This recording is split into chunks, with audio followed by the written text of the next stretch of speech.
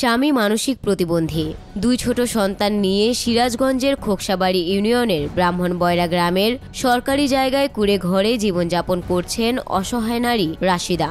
অভাব অনটনে দিন কাটানো এই নারী একবেলা খাবার জোটাতেই হিমশিম খাচ্ছেন। সিরাজগঞ্জ সদর উপজেলার খোকসাবাড়ি ইউনিয়নের ব্রাহ্মণবয়রা গ্রামের এক কোণে নড়বড়ে কুড়ে ঘরে বাস করেন রাশিদা। ভাঙা টিন আর পলিথিনে মোড়ানো ঘরটি বর্ষার সময় বৃষ্টির পানিতে ভিজে যায় পুরোপুরি। সেই ঘরেই দুই ছোট্ট সন্তান আর মানসিক প্রতিবন্ধী স্বামীকে নিয়ে চলছে তার অনিশ্চিত জীবন।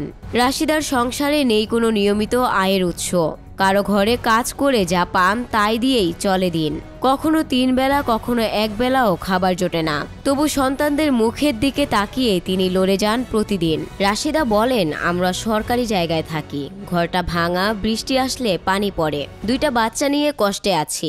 যদি সরকার একটা থাকার ঘর দিত আর কোনো কাজের ব্যবস্থা করত তাহলে আমরা বাঁচতে পারতাম। স্থানীয়রা জানান, রাশিদা পরিশ্রমী ও সৎ নারী। নিজের অসহায় অবস্থার মধ্যেও সন্তানদের লেখাপড়ার চেষ্টা করছেন, কিন্তু অভাবের তাড়নায় প্রতিদিনই জীবনের সঙ্গে যুদ্ধ করছেন তিনি। রাশিদার মতো হাজারো নারী আজও বেঁচে আছেন একটুখানি আশার অপেক্ষায়, একটি নিরাপদ ঘর আর জীবিকার সুযোগের স্বপ্নে।